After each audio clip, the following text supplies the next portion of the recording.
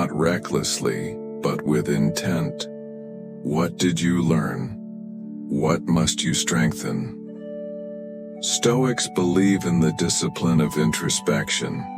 Don't just move on, move forward with insight.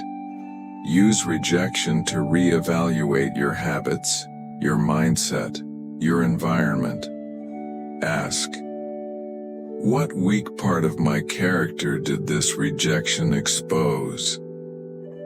Then, rebuild, not in reaction to pain, but in preparation for power. Your comeback starts in silence. Brick by brick, layer by layer, you become unshakable. Lesson 9. Let their silence speak.